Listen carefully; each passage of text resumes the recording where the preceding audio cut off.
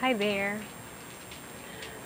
Nandito na naman ako, reminding all of you, each one of you, na be very careful sa mga nagpapanggap na kaibigan dyan, na nagsasabing kaibigan mo, kaibigan ko, kaibigan nating lahat. Ako, kotang-kota na ako sa mga ganyan.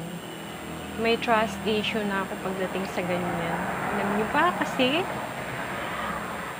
marami nang nagdaan na ganyan. At ngayon, para sa akin, mas konti ang kaibigan, mas tahimik ang buhay.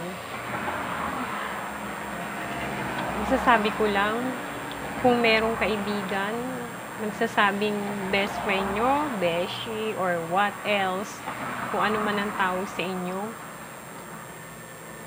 never ever dare share your deepest secret. Alam niyo kung bakit? Kasi, pagdating ng araw, pag meron yan hindi nagustuhan sa'yo, o meron yan hinihingi sa'yo o hiniling, na hindi ka nag-agree, hindi mo na ibigay, yan ang magbabackstab sa'yo. Sa talikuran yan. Kunwari, pag nakaharap, mabait.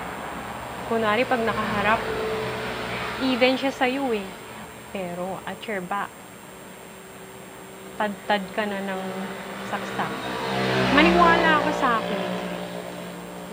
Danas na danas ko yan. Kaya nga ako, siguro since high school hanggang college ako, bilang na bilang sa daliri, wala pang 10 ang kaibigan ko. Hindi naman sa siguro sa masamang ugali ko. Kasi ako talagang very picky ako pagdating sa kaibigan. I trust a few.